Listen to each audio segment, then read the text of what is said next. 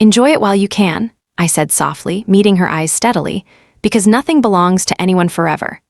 The silk dress I was wearing, a modest sapphire blue number I'd saved up for, suddenly felt less like a carefully chosen garment and more like a heavy shroud of shame.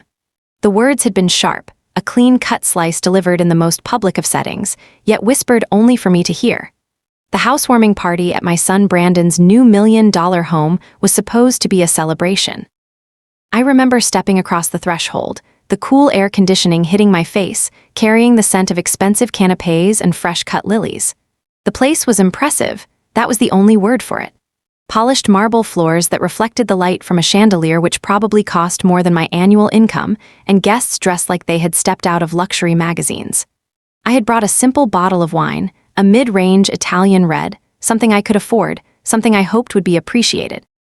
It was a small offering, a mother's contribution to her son's happiness. But from the moment I walked in, my daughter-in-law, Kelsey, made it brutally clear that not only did I not belong, but I was also a tolerated footnote in her otherwise flawless evening. Her greeting was a tight, brittle smile, the kind people give out of pure, unavoidable obligation. "You made it," she said, her voice high and musical, but her eyes were already drifting past me, scanning the crowd as if checking for someone more important. She barely introduced me to anyone, murmuring my name so quickly it was lost in the background noise of jazz and chatter. I felt more like an intruder who had wandered in off the street than a mother-in-law, than family. Still, I told myself, it's their night. I tried to be a gracious presence, keeping to a small, velvet armchair tucked into the side of the vast, open-plan living room. From this quiet corner, I watched Brandon. He looked magnificent in his bespoke suit, a radiant smile on his face as he played the host, and seeing him happy, that was, for a moment, enough. The quiet armchair, however, was quickly needed by a more distinguished guest, a woman in a dazzling sequin gown. I excused myself and moved to the corner of the large, pearl gray leather sofa that dominated the main seating area. I wasn't there 5 minutes before Kelsey approached, not with a polite request, but with a dramatic, exasperated sigh that she didn't bother to suppress. She stood over me, her hand resting on her hip, looking down as if I were a misplaced piece of furniture. "Could you move?" she asked, her voice sharp and low. "This spot is for our real guests." I blinked, genuinely unsure I'd heard correctly. Real guests. Before I could formulate a calm, measured response, she placed her perfectly manicured hand on my shoulder and pushed.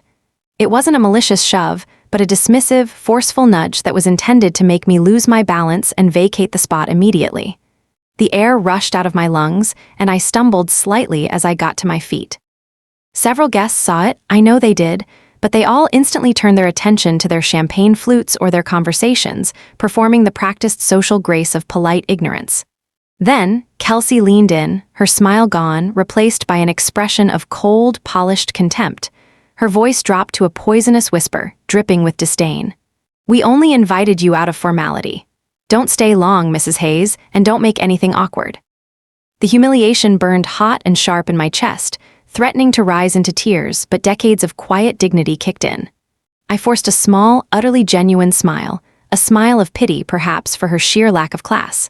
I stood tall, smoothed the front of my sapphire dress, and met her hard, glittering eyes steadily. "Enjoy it while you can," I said softly, the words barely audible over the party music, because nothing belongs to anyone forever. She threw her head back and burst out laughing, a bright, mocking sound that carried. "Oh, bless your heart, Ellen, don't be dramatic." I simply nodded, gave a slow, deliberate look around the room at the marble, the crystal, the sheer, glistening newness of it all, and then I turned and walked out the front door, leaving the warmth and the noise behind me. That night, I didn't cry. I drove home, the headlights illuminating the wet asphalt, thinking about how easily a single moment of contempt could shatter years of quiet sacrifice. My life before Brandon met Kelsey wasn't grand, but it was solid. It was built on the kind of quiet, steady foundation that only comes from work, honesty, and love. I had been a bookkeeper for a small, respected firm for 30 years. My home was a modest, 2-story house with a garden I adored. It wasn't $1 million, but it was paid for, a fact that to me carried its own quiet, profound weight. Brandon was my only child. My husband, Thomas, had passed away 8 years ago from a sudden illness. He had been a carpenter, a man whose hands always smelled faintly of sawdust and varnish. Brandon was the spitting image of his father, kind, hardworking, and deeply, sometimes stubbornly, loyal. We had worked hard, saved every extra penny, and made sure Brandon had every opportunity we could afford. He went to a good university, graduated top of his class, and secured a promising job in finance right out of school. He was on the right track. Then he met Kelsey. I remember the first time he brought her home. She was dazzling, tall, blonde, dressed in clothes that looked crisp and expensive. She carried herself with an air of effortless entitlement that I had only ever seen in magazines. She was studying law at the time. I tried to be welcoming. I made my famous roast chicken, the smell of rosemary and garlic filling the kitchen. "It's very rustic," Kelsey had observed, holding her glass of water as if she were afraid of catching something from it. She barely touched the food. Brandon, bless his heart, hadn't noticed. He was smitten, completely captivated by her ambition and her undeniable glamour. For him, I think she represented the success he was driving toward, a perfect, gleaming trophy of his corporate ascent. The relationship progressed quickly. The little gestures of warmth and connection that Brandon and I used to share, our Sunday calls, the quick coffee visits, started to fade, slowly at first, then rapidly. Kelsey became his orbit. The change wasn't just in time spent, it was in tone. When Brandon called, his voice now carried a subtle edge of judgment, a mild impatience. He started talking about my house as being quaint instead of cozy. He'd ask why I didn't travel more or why I hadn't updated my kitchen in 20 years. It wasn't malicious, but it was the subtle, chilling voice of Kelsey, channeled through my son. The first clue that something had fundamentally changed, that the foundation of our relationship was shifting into something transactional, came 6 months before the party.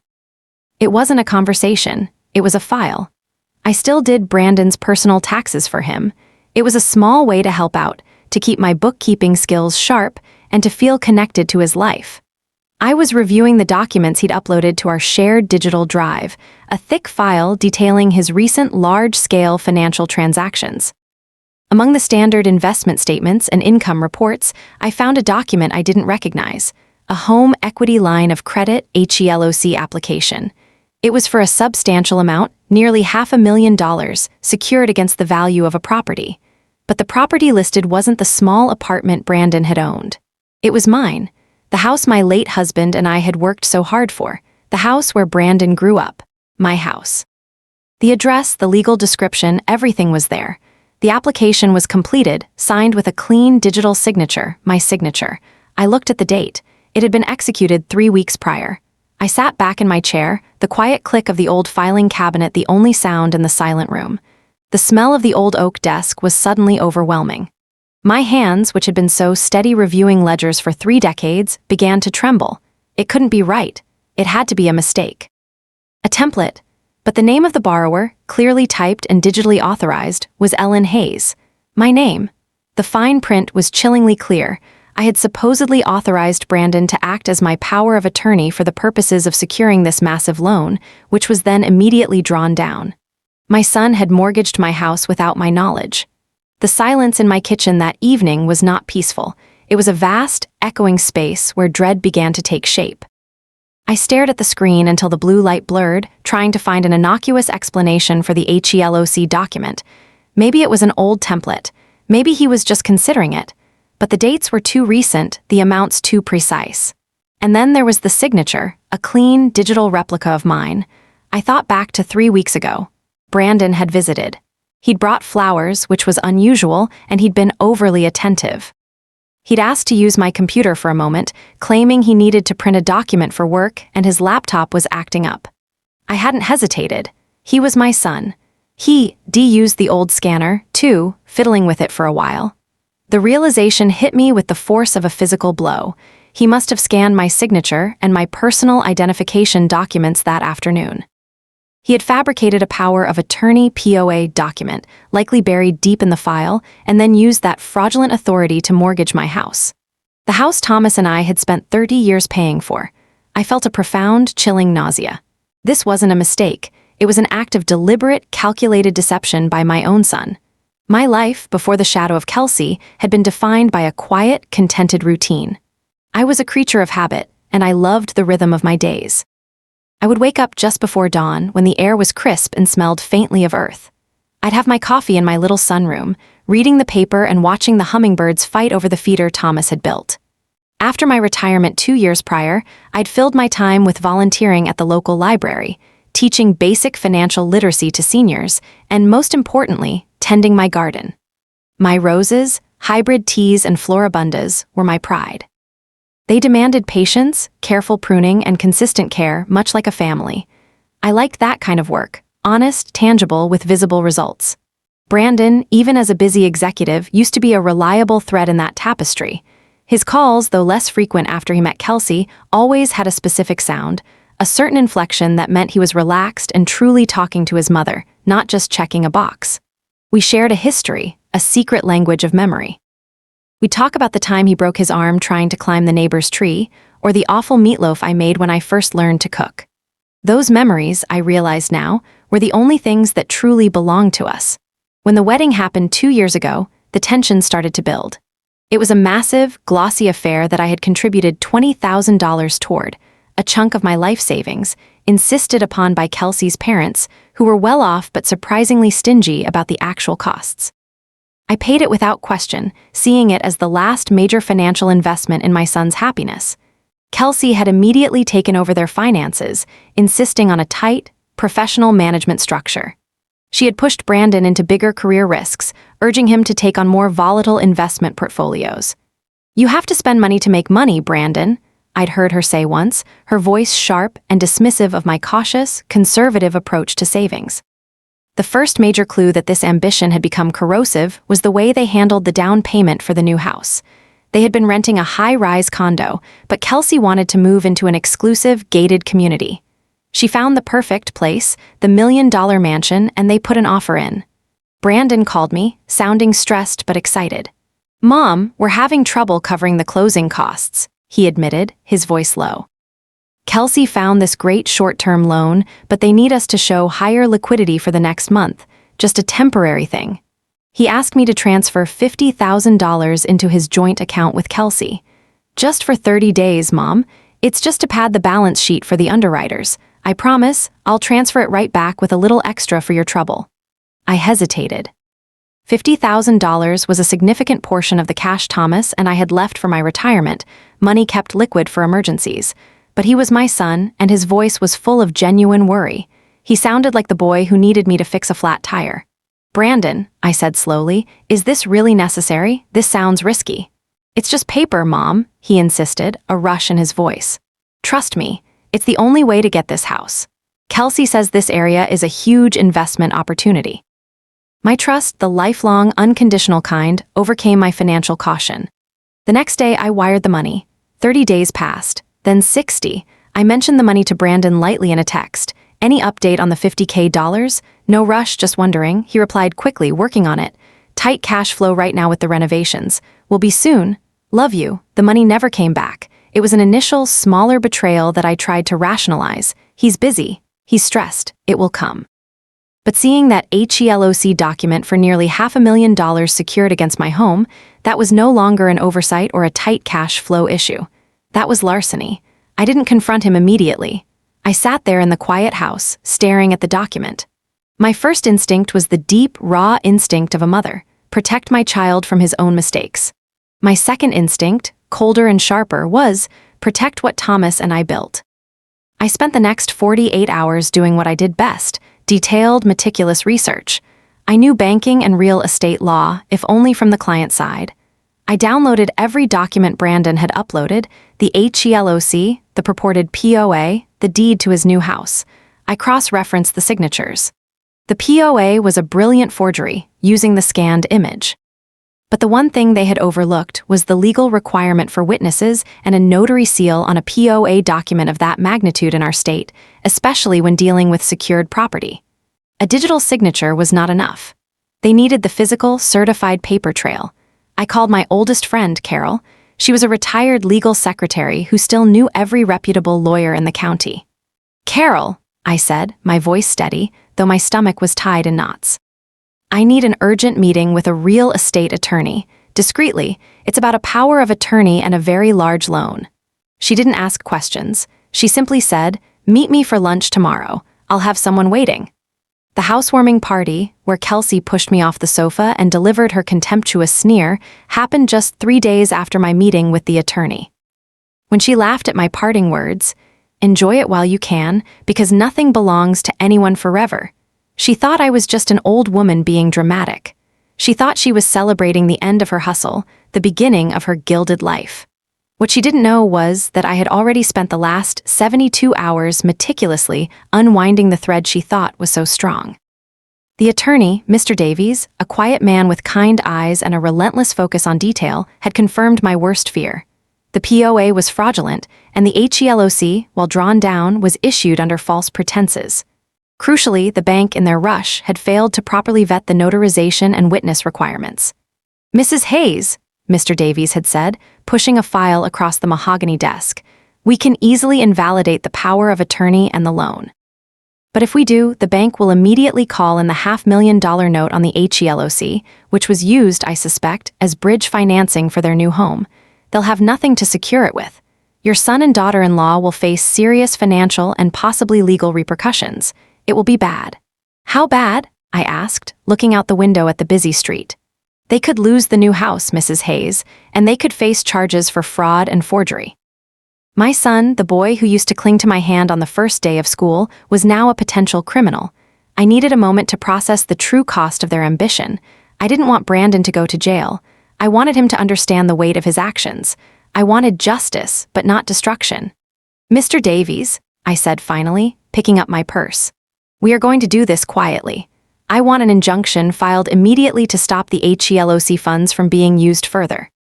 And I want to prepare an affidavit stating that my signature was forged, but we won't serve the papers yet. We will wait."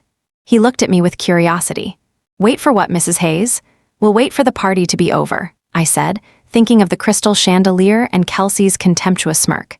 "And then, we'll wait for 2 weeks. I want them to have just enough time to feel settled in their grand life before they realize how flimsy the foundation truly is." My calm smile in the face of Kelsey's cruelty at the housewarming was not acceptance. It was the quiet confidence of a woman who knew she held the nuclear button.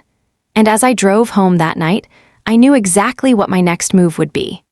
The 2 weeks that followed the housewarming party were the quietest, most agonizing period of my life.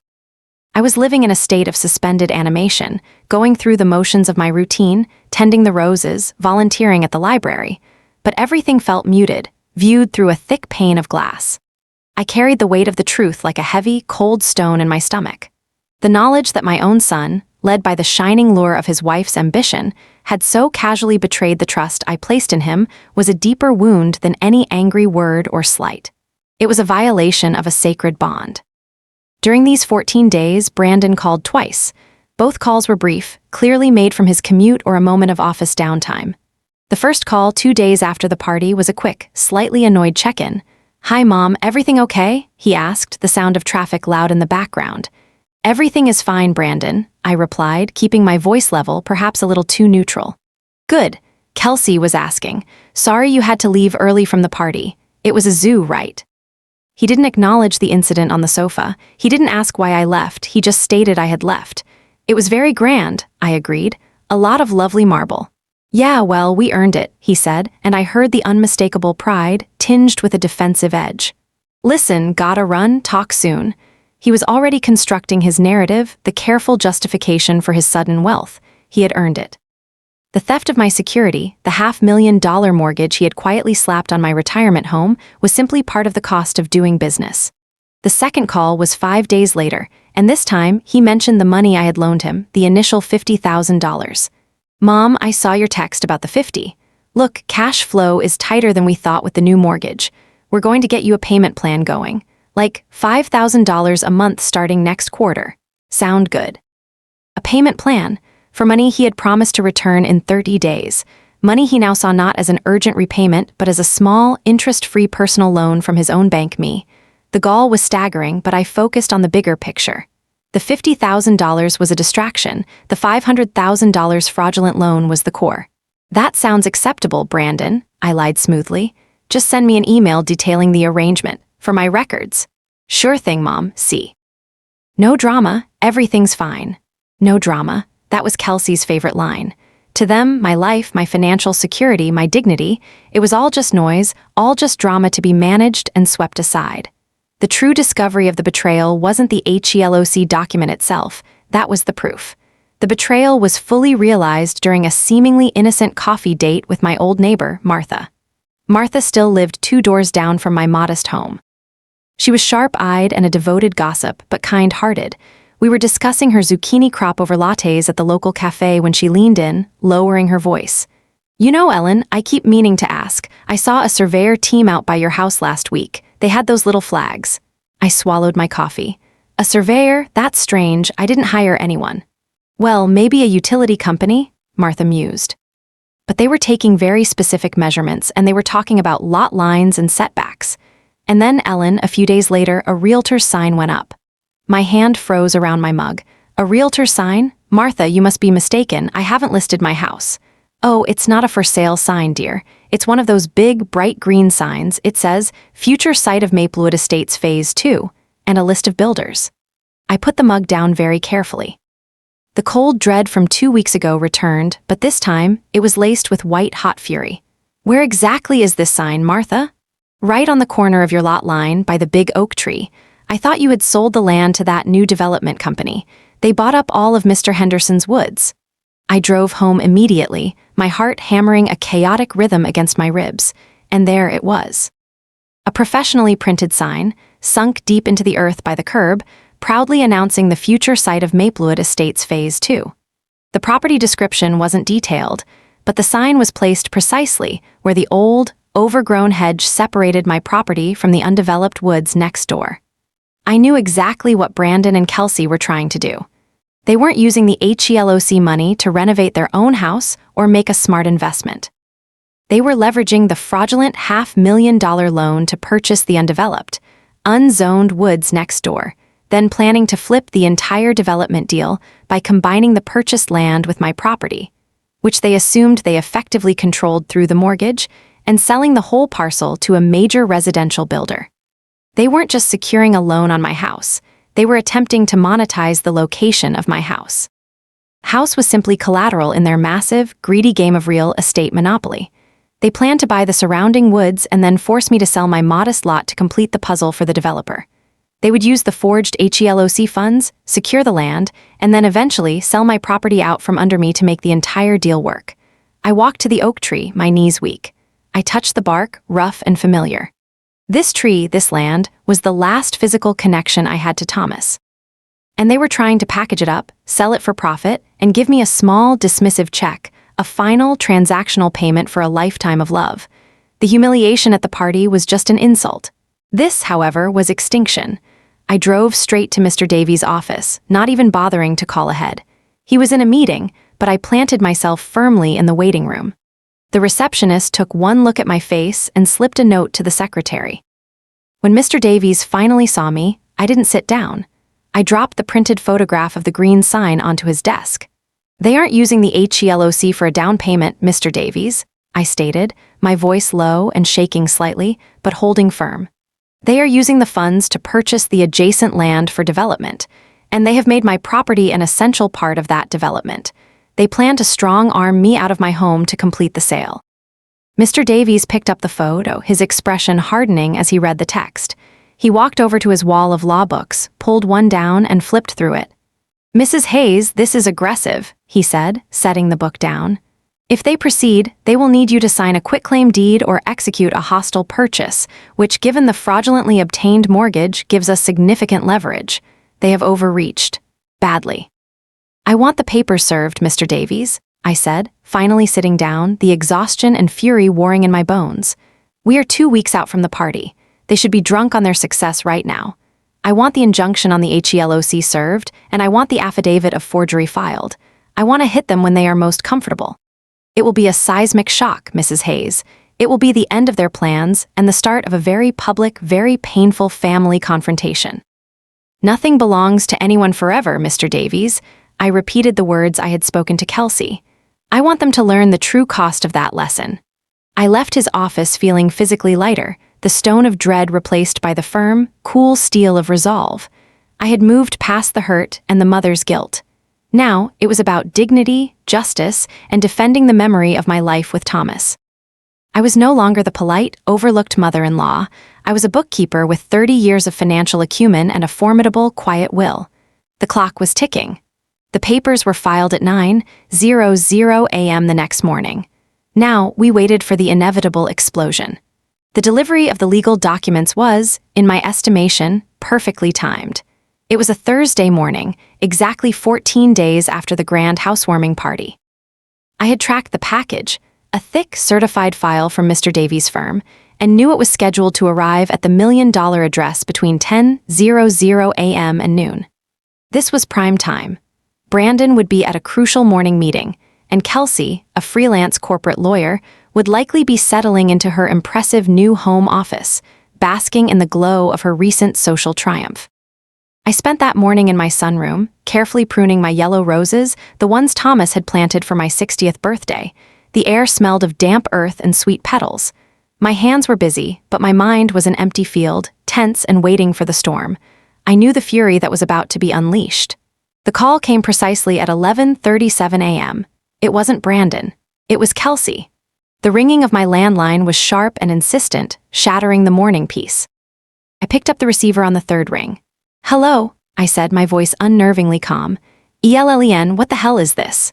Kelsey's voice was unrecognizable. Gone was the polished, musical hauteur, replaced by a raw, screeching panic.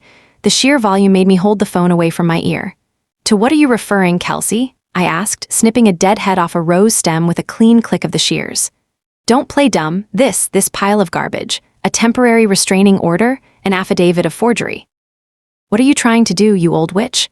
"I am simply defending my property, Kelsey," I stated, the shears clicking again. "That is the house Thomas and I built and paid for. Your actions, or rather, the actions you coerced my son into taking, required a defense." There was a ragged gasp on the other end, followed by a sound like something hitting a hard floor. I imagined the pristine marble entrance hall.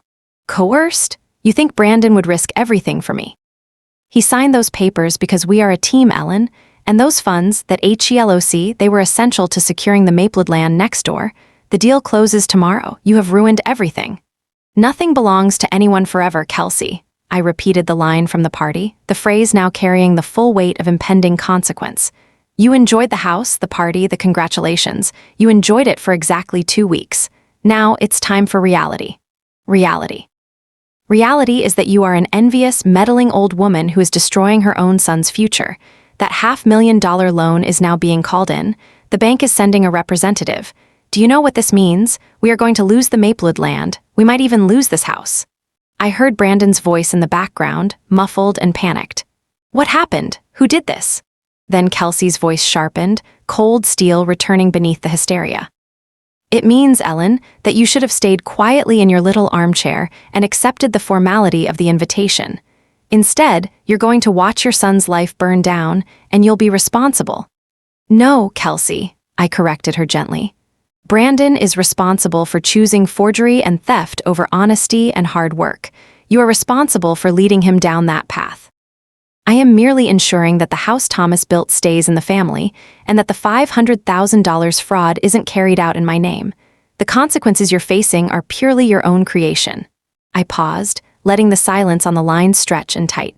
"Tell Brandon I want to speak to him alone," I instructed, the tone moving from confrontation to final authority. "And tell him to bring the original $50,000 I loaned him to the meeting." I hung up before she could reply. I needed to deal with my son, and I needed to do it without her poisonous influence. The confrontation with Brandon happened that same evening at a neutral location, the parking lot of the library where I volunteered. It felt appropriate, a place of knowledge and quiet honesty. I was sitting in my old sedan when his black luxury SUV pulled up. The moment he stepped out, I saw the true cost of his actions reflected in his face. He looked pale, haggard, and utterly defeated. The arrogance and polish from the housewarming party were completely stripped away. He was just my boy, exposed and terrified. He walked over to my car, clutching a large, heavy envelope in his hand. He didn't meet my eyes. "Mom," he choked out, leaning against the car door. "Why? How could you do this?" "Get in, Brandon," I instructed. He slid into the passenger seat. The envelope thumped heavily onto the center console. I recognized the bulk. It was the $50,000 cash, likely rushed from a safe deposit box or emergency fund. "I have the money here," he mumbled, pushing the envelope toward me. "The $50,000, take it. Please, Mom, tell that lawyer to stop the filing. We can fix this. I'll pay off the HELOC. Eventually." You can't pay off a $500,000 loan that has already been called in, Brandon, I said, looking straight ahead at the dark line of trees bordering the lot. And even if you could, the forgery has already happened. The crime has been committed. The betrayal has been delivered. I turned to face him, my heart aching with a pain that was physical. The problem isn't the money, Brandon. The problem is that you looked at the life your father and I built, and you saw only a tool. You saw me, your mother, as a necessary formality to be used and pushed aside when convenient. His face crumpled. Kelsey said it was the only way. We were short on the Maplewood purchase, and the bank wouldn't clear the bridge loan without more collateral. She had the documents ready. She said we could fix the POA later.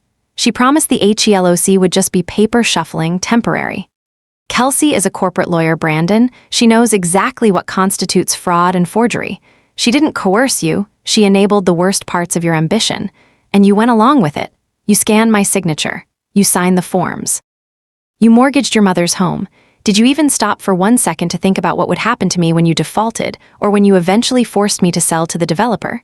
He leaned his head back against the seat, a low, despairing sound escaping his throat.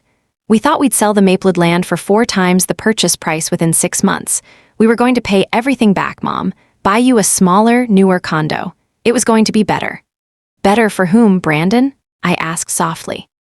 Better for you and Kelsey. You were willing to liquidate the last remaining piece of your father's legacy, the only real security I have, just so you could jump ahead a few rungs on the corporate ladder.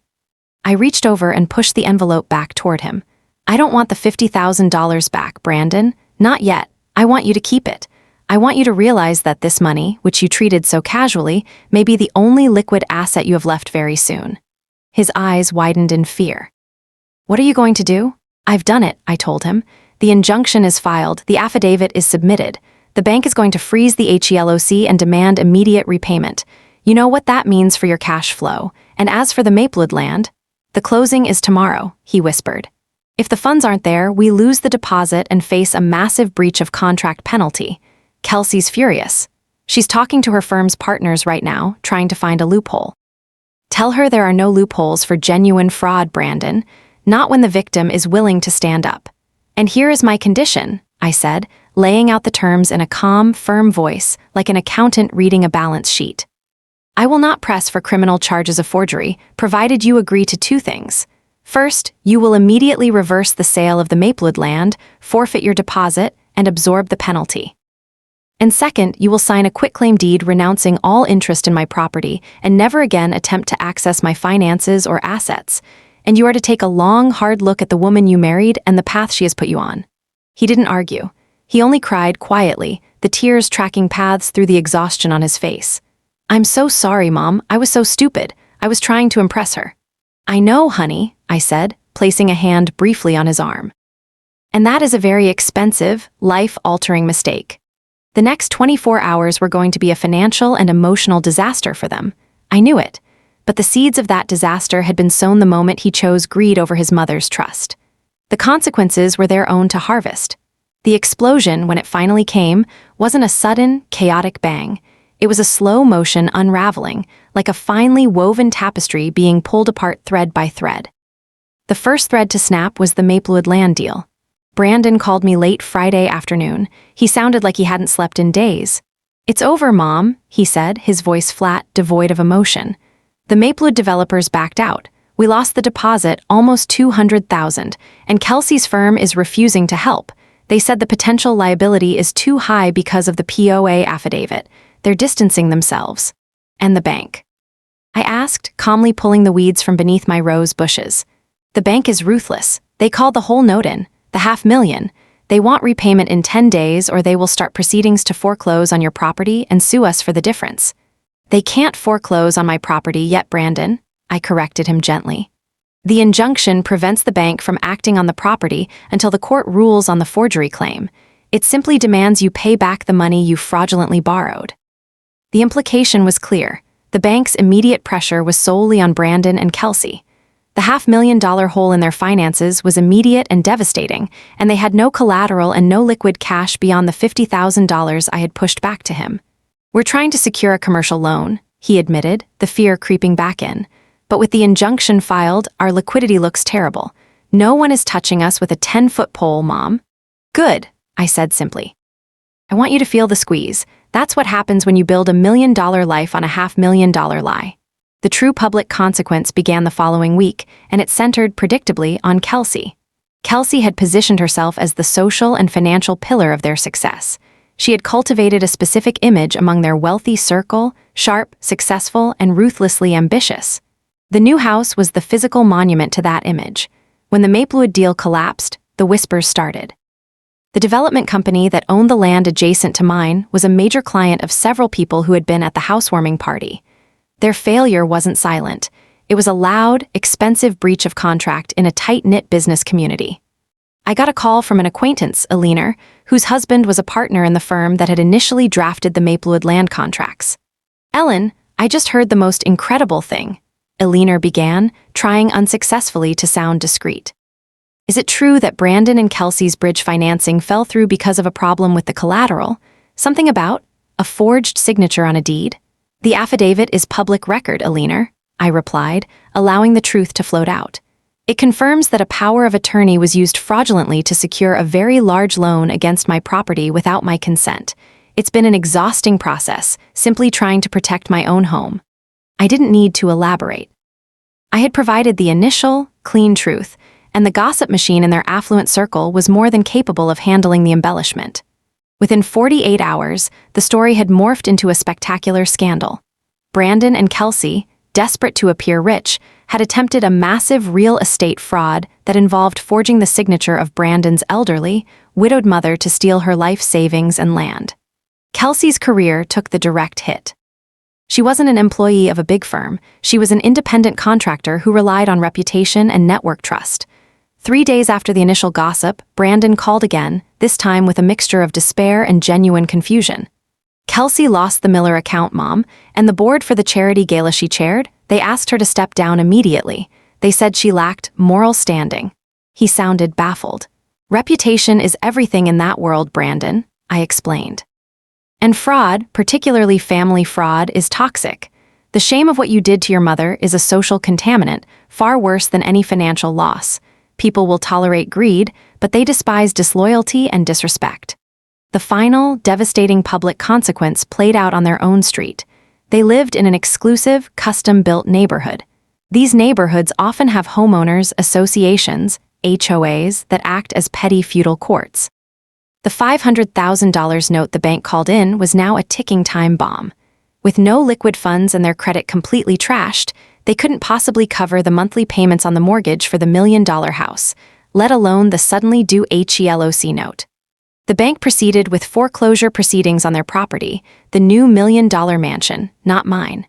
The house Kelsey had sneered about, the one where I didn't belong, was now the collateral for their failure. I didn't celebrate, but I followed the process with grim necessity.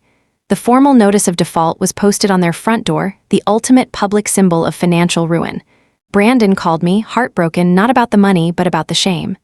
"The neighbors all saw the notice, Mom. Mr. Davies' action stopped the foreclosure on your house, but it left us completely exposed on ours. The bank is moving fast."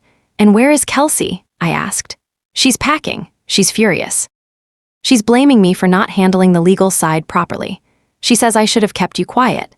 She's talking about moving back into her old condo in the city, saying we need to separate assets to protect her career." Separate assets. The woman who had insisted on a team approach to their financial risk was now executing a professional, self-preserving retreat. Her motivation for the marriage, the grand, glossy success, had evaporated, and now she was simply jettisoning the damaged goods. "Brandon," I said softly, the ache of a mother watching her child's world crumble overriding the need for justice. "I am giving you the $50,000 back, the money you returned to me. Use it to rent a small place in the city, find a financial advisor, and separate yourself from Kelsey for good. You need to start over, but you need to do it honestly." 2 days later, I drove by their house. A giant, bright yellow foreclosure notice sign was staked prominently on the manicured lawn. The marble, the crystal, the sheer, glistening newness of the place, it all stood silent, cold, and utterly meaningless. A moving van was already parked in the driveway. I saw Kelsey, impeccably dressed even in failure, directing movers, her face set in a mask of rigid fury. She caught my eye as I drove by slowly. She didn't sneer this time. She only stared, her eyes holding a deep, resentful comprehension. She finally understood exactly what I had meant 2 weeks prior. Nothing belonged to anyone forever, especially when that nothing was built on a foundation of lies and a cruel dismissal of family. The immediate aftermath of the foreclosure and the separation of Brandon and Kelsey was a period of silence and necessary isolation. I didn't reach out to Brandon. I knew that for his healing to begin, he needed to process the shock and shame without the immediate comfort of his mother. He needed to understand the difference between a consequence and a punishment. I focused on my own life. Mr. Davies successfully had the fraudulent power of attorney invalidated and the HELOC funds legally disassociated from my property. The title to my home was clean, clear, and firmly back in my name. The victory was quiet, achieved through paperwork and legal procedure, not shouting or dramatics. I remember walking through my house the day after the final legal confirmation. I ran my hand over the worn, familiar railing of the staircase Thomas built. I looked at the slight scuff marks on the kitchen floor from Brandon's childhood bike. The house felt heavier now, not with the weight of the mortgage they had placed on it, but with the profound weight of its history and the sacrifices it represented. It wasn't just wood and brick. It was a sanctuary, and I had fought fiercely to protect it. The healing for me began in the garden. I spent hours weeding, pruning, and nurturing the roots of the roses. It was a tangible metaphor for the difficult work I had just completed, cutting away the dead, poisonous growth to allow the strong, essential life to flourish. 6 months passed before I saw Brandon again. He called me one Sunday morning and his voice was different. No longer arrogant or panicked, it was humble, weary, and sounded like the son I remembered. "Mom, I'm in a small apartment downtown. It's simple. I'm working at a different firm, a smaller one. Less flashy, more honest." "That sounds good, Brandon," I replied, sitting down at my kitchen table. "I want to see you. I don't want to ask for anything. I just want to apologize properly." I agreed to meet him at my house, not in the formal living room, but in the sunroom, the place of quiet starts and routines. He arrived promptly. He was thinner, wearing a simple button-down shirt instead of his bespoke suits. When I opened the door, he didn't try to hug me immediately. He just stood on the porch, holding a plain potted orchid. "I know flowers don't fix anything, Mom," he said, his eyes tearing up, "but I wanted to bring something alive." "Come in, Brandon." We sat across from each other in the sunroom. The silence wasn't awkward, it was respectful, the way a person respects the quiet after a storm has passed. "I filed for divorce from Kelsey last month," he said finally, looking down at his hands. "It was necessary." When she left, she didn't take photos or keepsakes or even her favorite vase. She only took the financial documents. She valued only the transaction, not the history. I nodded. "Some people see relationships as assets, Brandon. When the asset depreciates, they liquidate." "I saw you and Dad's house as an asset," he admitted, his voice barely a whisper. "Kelsey convinced me that sentimentality was a financial liability. She made me believe that people who cared about things like legacy and home security were naive, small-minded. She taught me to see you as an obstacle to my bigger life." He finally looked up, his eyes full of raw remorse. "I am so sorry, Mom. I traded my father's memory and your peace for marble floors and a fake feeling of success. I am sorry I betrayed you. I am sorry I made you fight for your own home." I listened, letting every word sink in.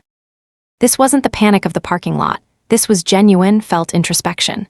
"I know you are sorry, Brandon, but sorrow is easy. The real question is, what have you learned?" "I learned that true security isn't in the size of the loan you can take out, but in the lack of debt you carry. I learned that my self-worth is not tied up in $1 million address. And I learned that the most valuable things in life, trust, dignity, family, are the easiest to lose and the hardest to earn back." He reached across the small table, not to touch me, but to simply rest his hand on the wood. "I still have the $50,000, Mom. I haven't touched it. I want to pay you back properly, with interest, the way a son should treat his mother, not like a business deal." "Keep it, Brandon," I said, my voice softening. "Keep it as an emergency fund. Let that money be the one clean thing you carry forward from this whole mess. But promise me this, never confuse a roof over your head with the foundation of your life again." We sat in silence for a few more minutes. The weight was slowly lifting. I hadn't destroyed his life. I had allowed him to hit rock bottom so he could stop digging. That, I realized, was perhaps the hardest form of motherly love. The final scene of the healing came months later. Brandon was settling into his new life. He was working hard, volunteering his time at a financial clinic to help people avoid predatory loans, a small act of penance. One Saturday, he showed up unannounced, wearing old jeans and a worn t-shirt. He carried a toolkit, the old leather one that had belonged to his father. "What are you doing?" I asked, looking out at him from the porch. "I'm building you a new bird feeder, Mom," he said, pulling out a saw and a piece of clean cedar. "The old one Dad built is falling apart." I realized I don't know how to do anything with my hands anymore. I want to learn. I want to build something real and honest, even if it's just for the birds. And so, we spent the afternoon together, in comfortable silence, working side by side in the garden. The smell of cedar and sawdust replaced the smell of expensive lilies and marble. Brandon was fumbling, sometimes making mistakes, but he was present, engaged in tangible work. That night, as the sun set, the new bird feeder stood tall and strong, nestled in the oak tree by the fence line, the very corner where Kelsey and Brandon had intended to put the development sign. As I watched him drive away, I felt a deep, profound peace. I had lost a certain kind of relationship with my son, the one where I believed him to be infallible and morally perfect. But I had gained something far more important, a relationship built on truth, humility, and earned respect. I had fought for my home, and in doing so, I had saved my son from his own destructive success. I often sit in my sunroom now, drinking my coffee, watching the hummingbirds dart around the sturdy new feeder Brandon built. It's a simple, wooden structure, built with honest labor, and to me, it's worth more than all the marble and crystal in the world. When I replay that moment in my mind, Kelsey's manicured hand on my shoulder, the push, the sneering contempt, the sting of humiliation is still there, faint but real.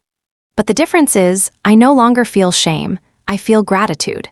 That push was the moment that forced me to look at the foundations of my life and realize they were being undermined by greed masquerading as ambition.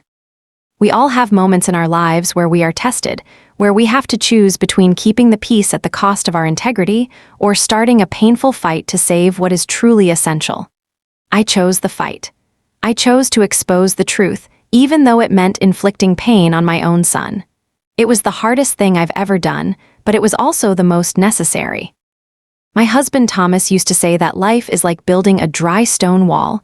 You have to fit the pieces together honestly, without mortar, relying only on the truth of the connection and the weight of integrity. Brandon and Kelsey tried to rush the process. They used cheap paper and borrowed wealth, and when the pressure came, their wall collapsed. Brandon is finding his footing now. He is learning that success built on theft is transient, but honesty provides a permanent shelter. Our relationship is quieter, perhaps a little more fragile, but it is built on better ground. It is built on respect for consequences. And I learned that strength isn't found in yelling or throwing things. It's found in the meticulous, quiet work of preparing your defense, gathering the facts, and then delivering justice with calm, unwavering certainty. I defended the memory of my husband, and I defended my peace. When people look at that $1 million house now, which was eventually bought by an investment firm, they see a transaction. When I look at my little house, I see a lifetime, and I see a difficult lesson learned. Tell me, my friends, if you were pushed off that sofa, facing that level of calculated contempt and betrayal, would you have found the strength to hold your ground, or would you have simply walked away? Would you have risked your son's comfort to teach him a lifelong lesson? Please share your thoughts in the comments below. And don't forget to subscribe and support the channel if my story resonated with your own experiences of family and the true cost of dignity.